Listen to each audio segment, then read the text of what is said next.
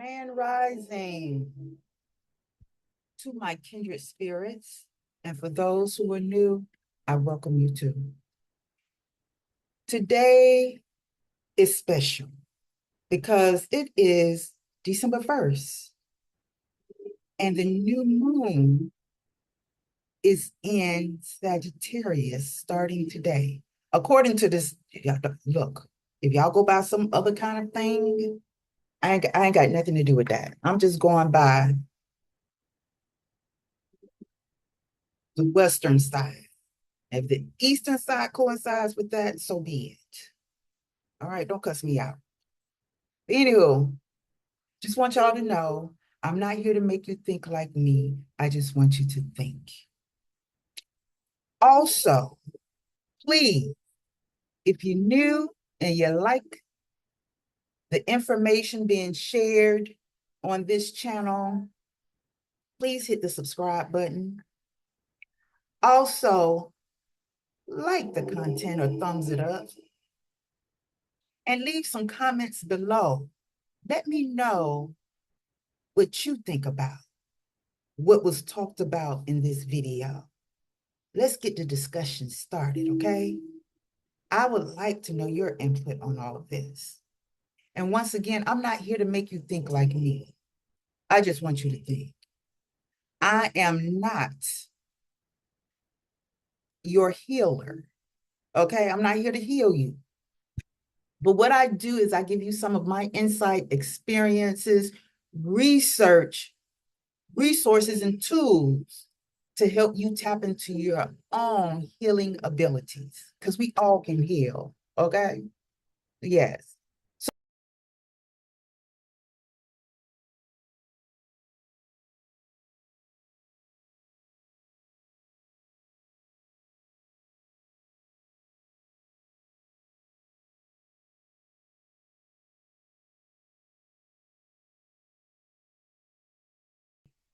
I would like to discuss the family curse.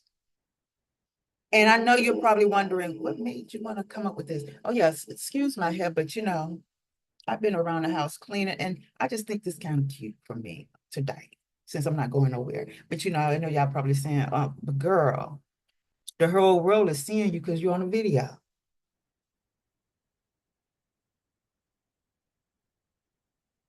I know this. I still think this is cute for an indoor fit. And my hair is in two braids. Come on, let's the two braid look. Anybody can wear two braids. But anyway, we're not here to talk about my hair. Okay, so what made me want to discuss this first? So my grandparents raised me. I've always known my mother. Well, I didn't realize that she was my mother until I was at a certain age, between 5 and 6 years old. And it's just certain things I observe within my family and things that I've thought to I need to research about my genealogy or my ancestral history to maybe understand what's going on. What do I need to do to break this? And this is an ongoing thing because I've been trying to learn about this since my late teens, early 20s. Okay. And it's not an overnight thing. It's not something you can cope with overnight. It's an ongoing process. And someone told me, and I think it was my son, my youngest son, I believe he's 34. And he was telling me, or maybe I heard from somebody else. Okay. So correct me if I'm wrong, that no one, maybe it was my oldest son, Okay, enough of that. But anyway, no one is ever healed. For healing is an ongoing process because there's different parts of you that you're still consistently working on throughout your life, which made me go, they got something there, you know? That's something to kind of consider because you never are completely healed because there's parts of the mind, parts of the heart, parts of the spirit, and the physical body that we are constantly trying to heal. If you're not focused on the mind, you're focusing on your heart, your emotions. If you're not focusing on that, you're probably going through some spiritual healing. The soul. If you're not focused on the spirit or the soul, then you're probably trying to heal a physical ailment. What's ailing you? Okay. Or what's bothering you? Okay. If you don't know what ailing is, I don't know, that could be a Southern word. That might not be a global word, but ailing, something that you're having a problem with. Okay. So you can't ever really say you are totally healed. You may figure, okay, now I've worked on that. So even learning life, you're constantly learning something every day in your sleep when you're dreaming. And if you ain't dreaming, then you resting, okay? But still, every day you learning something. Even if it's not consciously you're learning it, subconsciously, super subconsciously, unconsciously, you're picking up on life lessons, your daily lessons. Okay.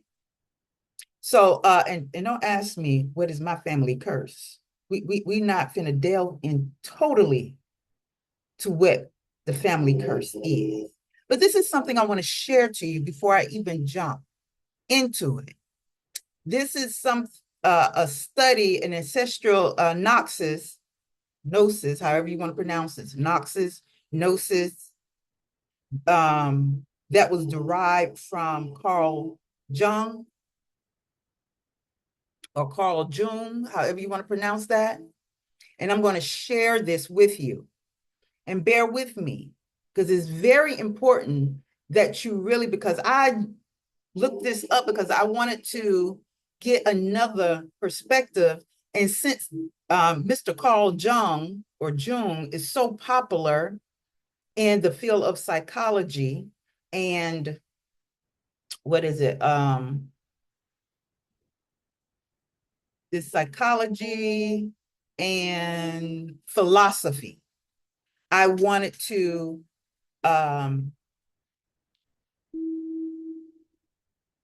pull his information up and give you some of his input on not just self-awareness, but ancestral curses and problems and how they may come about sometimes within a family. So let's get to it, okay? Okay, I'm going to read this to you. And we're, as I said, from a self-awareness point of view, we are always telling and remembering and forgetting our stories and those of our near and distant families. Primary in that telling is the tale of from whom we descend through archetypal process and relationships. The primary issues are to be or not be, and to belong or not to belong. Our inherent way of expressing is our flow state, our gift and fulfillment of our personal myth. We need to both identify and integrate our ancestral legacy in our trials of descent. Without it, we may remain stuck in the wasteland of alienation, dissociation, and existential crisis rather than integrating our heritage and history. We can find our missing qualities in our genealogy. To figure out what is happening in the present, we need to figure out something of the past. However, we imagine so many things to be true and so many to be false. We simply don't know what is real or not. Life comes from your imagination and what you imagine to be real. Those who have not done their own genealogies think some of the claims about conventional genealogical results are utterly fallacious.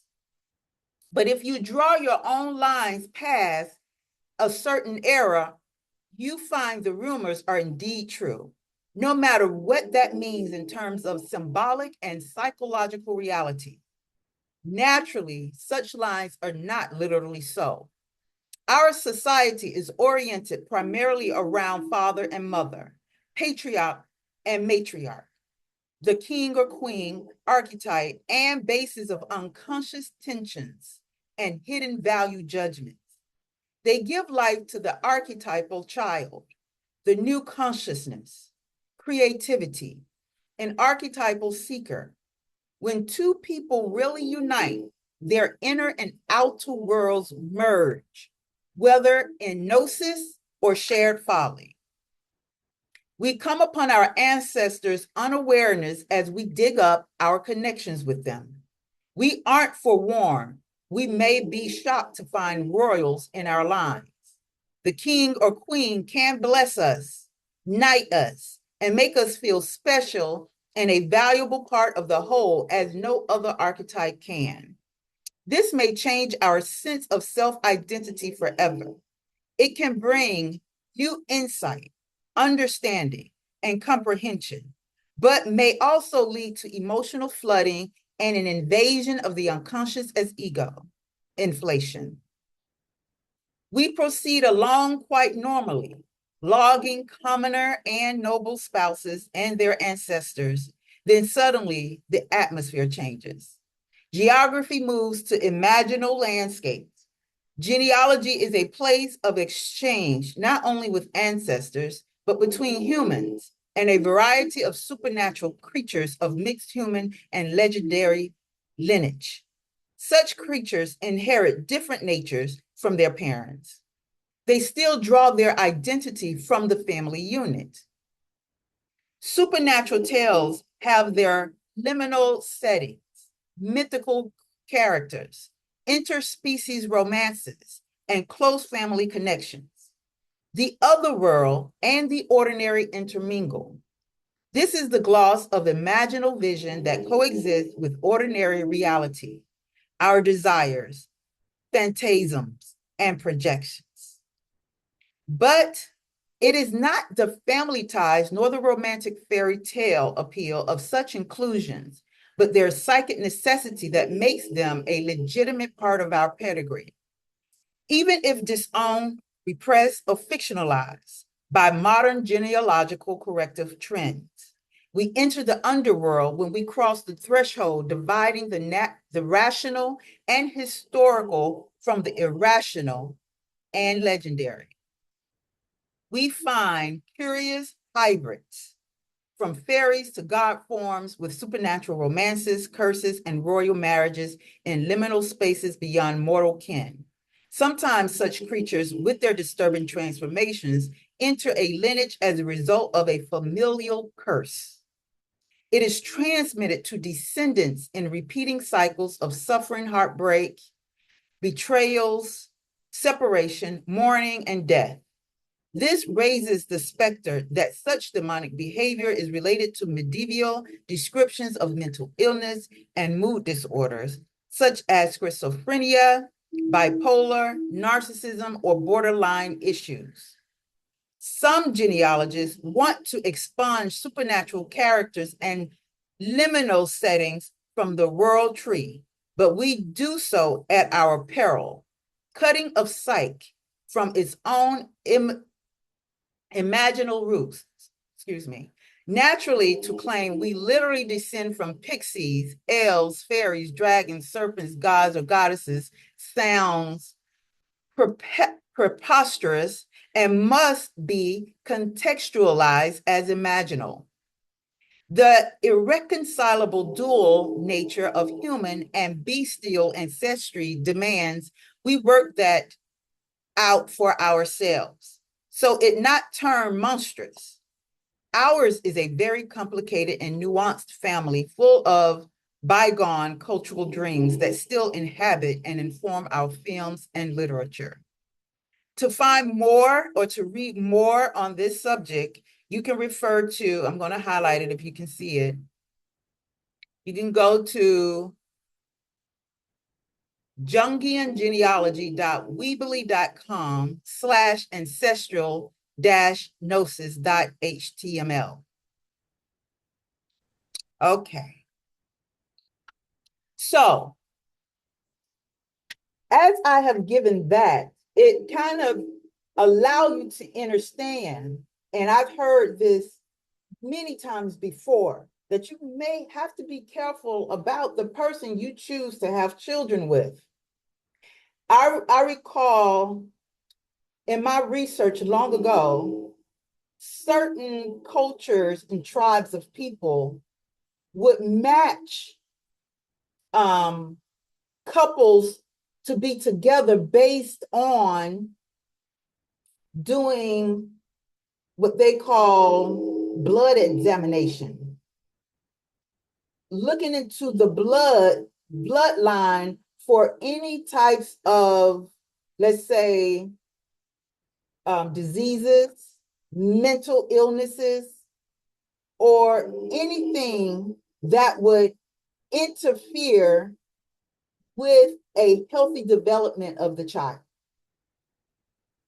So based on what I have learned and researched and experienced, I would like to give my own analysis of my findings in all of this. So why the curse exists? Family curses continue to exist due to failure to examine and analyze the problems that came about and seek solutions for growth to resolve them. So it came about because a family member or more created a problem and blindly didn't know how to stop it before it became like a genetic virus. So let me repeat that.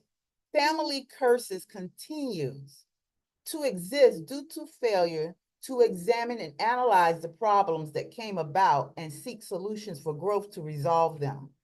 It came about because a family member or more created a problem and blindly didn't know how to stop it before it became like a genetic virus. Now, let's speak on that. And that was from my notes. Let's speak about that.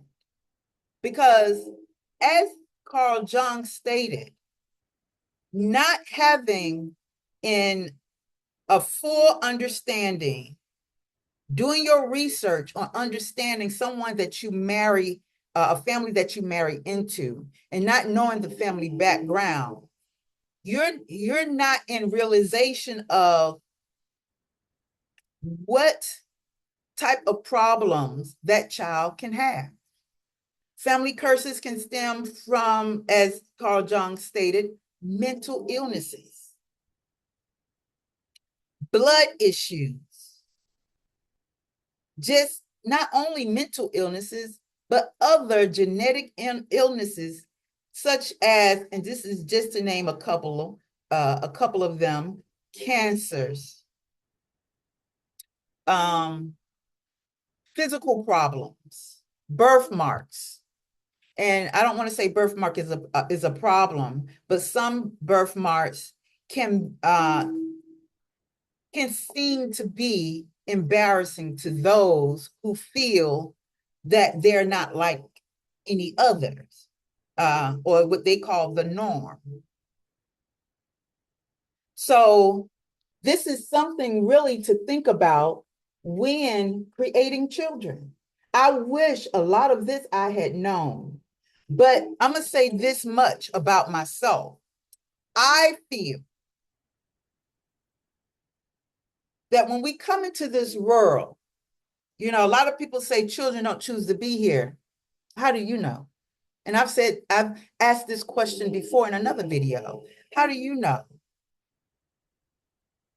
We choose our family in the spirit form and decide on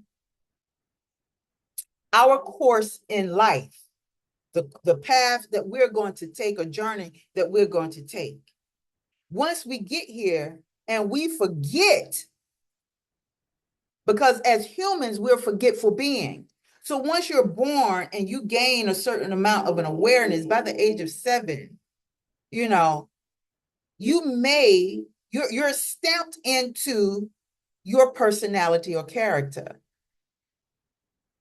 Now you're taking on other influences and guidance and programming that's forming an ego for you. So with that being said, how much, because certain children do remember certain things about past life, but at a certain time, if you aren't kept pure or open to that type of knowledge and tapped in spiritually because of a family member helping to guide you and stay open to the reality of your past lives before you came here, then you may forget how you decided to come into that family, how things may change before you decide to enter into that human vessel. And these are some things that we should carefully take into consideration. As I stated, or as I was stating earlier, that for myself, I've made a lot of mistakes. And a lot of them is because I was hard-headed and didn't want to listen. Because I felt like I wanted to make my own decisions based on me wanting to experience it for myself to see if it was true. Because I didn't always believe what people tell me. I'm always observing, seeing things happen and unfold before my eyes before I make a decision, or just someone to tell me things and I just blindly accept it without knowing for myself. So not to say that I would take drugs, but if I know someone is taking drugs and I see the results over a period of time of what that drug has done, no, I'm not stupid enough to go want to do some drugs either, because I'm seeing the results of it. Especially once they tell you the type of drugs they've used. Don't get it twisted. I love me some me. You know what I'm saying? If you don't, then get you some love for you. So I feel, or from what I have examined over a course of decades of me being here on this planet, I've come to realize that my journey, my path that I am walking, has led me to realize that I've had to make a lot of mistakes and turn around and correct those mistakes. And not all of them I were able to correct. But if I had a chance to correct them, it will be in the form of teaching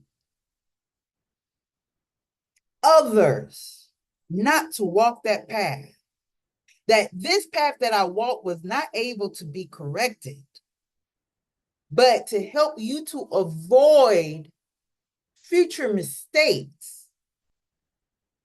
Not to say you're going to take my word for it, because you may be hard-headed and a rebel like me, where you want to go into your own laboratory of experiences and experience it for yourself to see if it affects you and your seeds to come, or your seeds. Now,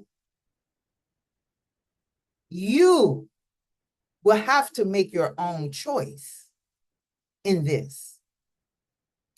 And with so many people putting their business out on the internet, their livelihoods out on the internet, and from what I've seen and examined, a lot of the people, especially in relationships, are making the same mistakes. And you will wonder, like, everyone has tried to see if the green was better on the other side, or the green pastures was good on the other side, and the same results came in the same, if not something similar. And I just say the same or similar, because some similar mean different people, same situation, different people, same people, and it may not be exactly how it happened, exactly like that. It may have takes some time for things to be exposed, but eventually it got exposed.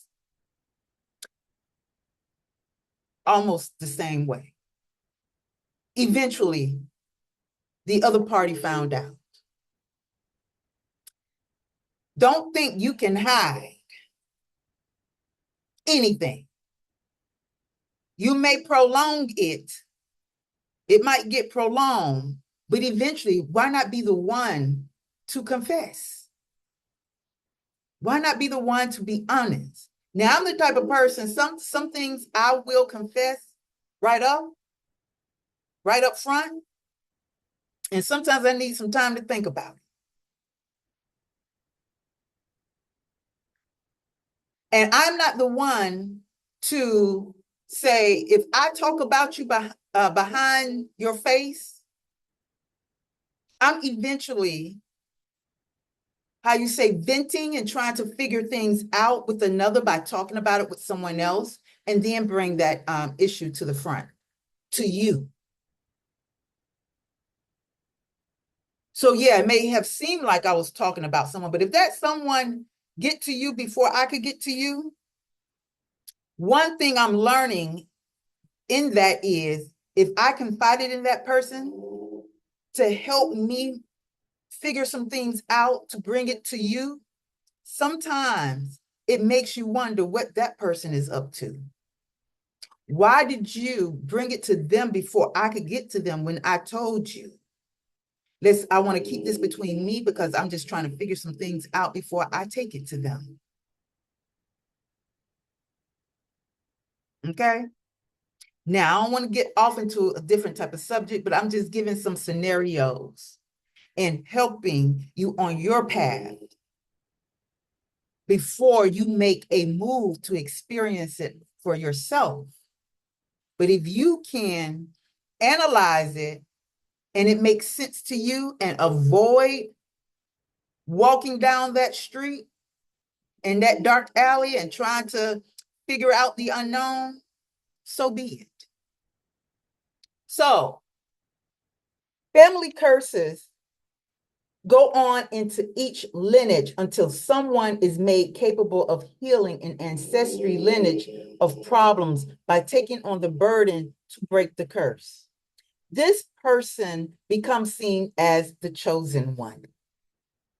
Okay, so sometimes in each family, if not each family, let me just say, in a family lineage, somewhere, decades later, present time, someone is born.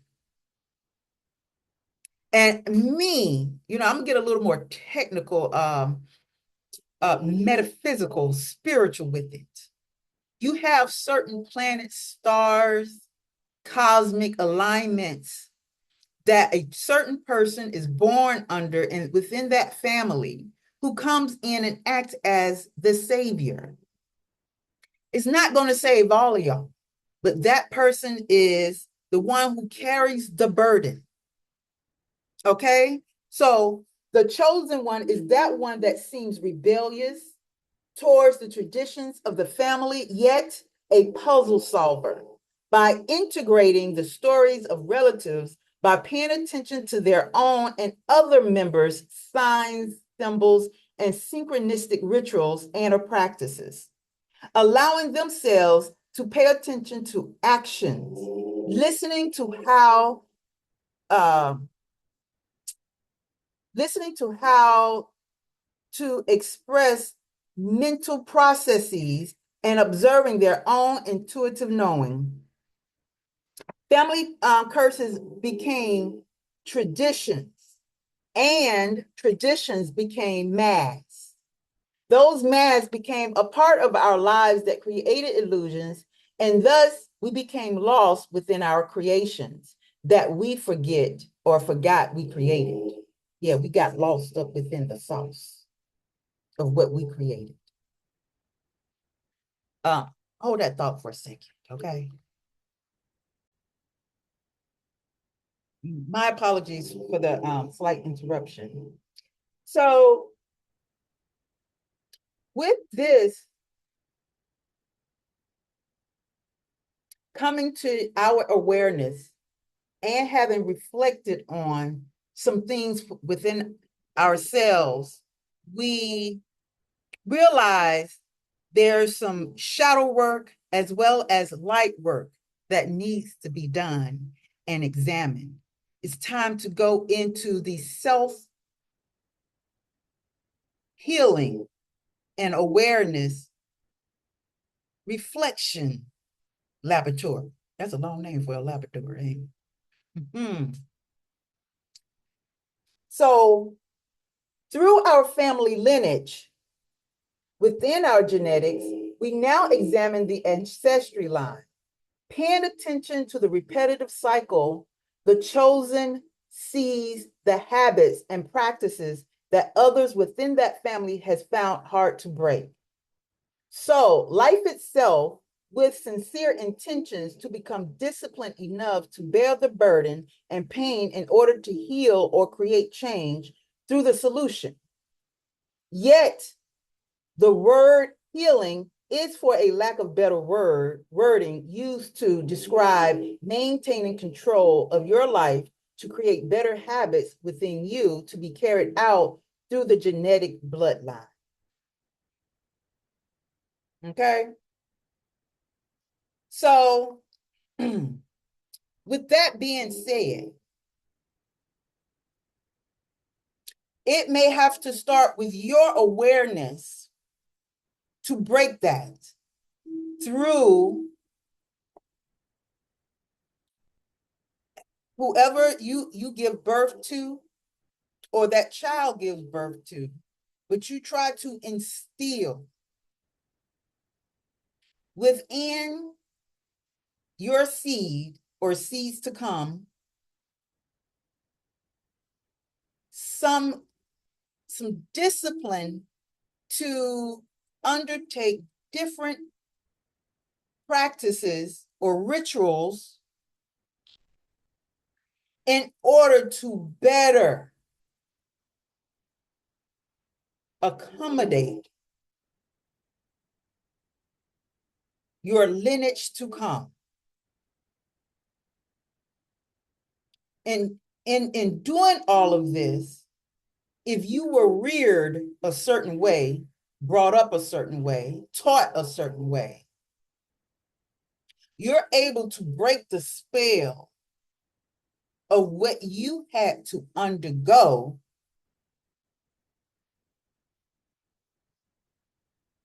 that created, or I don't want to say created, but you had to undergo based on what was created or considered an ancestral curse. Once you figure out what the curse is and how it was brought about, You had to be the one,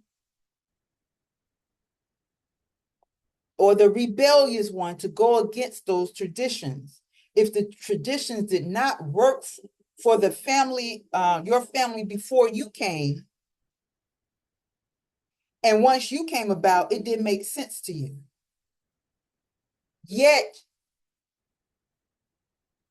you set off to make a change within yourself.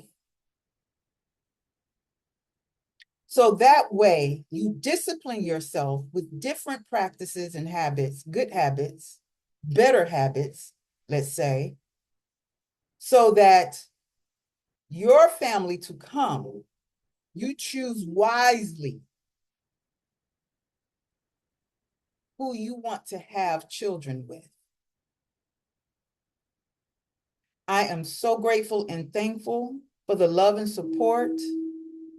You taking the time out just to hear me out. To take into consideration and fully understand the information I have introduced on my platform. I wish I had known all of this before I started having children, but it's never too late. Even once your children are here, I have learned based on just past situations and what I've seen within my family, I learned to communicate better, open up and just say it. Just say what's on my mind. Some people you have to understand, you just can't be blunt with. Some people are more sensitive and can't take the harsh words that's coming out. Because sometimes, for some people, them words do hurt. Because those words are so strong, it's like a mirror that the person who's very sensitive, it allows them to see themselves, those words. Those words become their mirror. And they're not yet ready to work on strengthening their shield within them to face those words. Again, I'm so grateful and thankful to you all. I appreciate y'all being here. I realize that in order to help myself, it's good to, in the midst of me helping myself, to be able to help others. And if I have helped someone today, I'm grateful. I am thankful. And if this has helped you, spread the word. Allow the word to become viral so that it can help the world. In order to heal the world, you got to start with self, baby. You got to heal self. Once you heal self, or let me not use the word heal, make aware, start the healing process. You start with self. Then you can help family within that home. Once you're able to work on you and then work on family, then you can work on community. And then it just spreads like a wildfire, like become viral. All right. I'm grateful. I'm thankful. And I'm sending you all the love and gratitude. I'm just grateful and thankful. Today is December 1st, 2024. The new moon is in Sagittarius. What does Sagittarius stand for? And I'm not going to answer that question. But anyway, take care.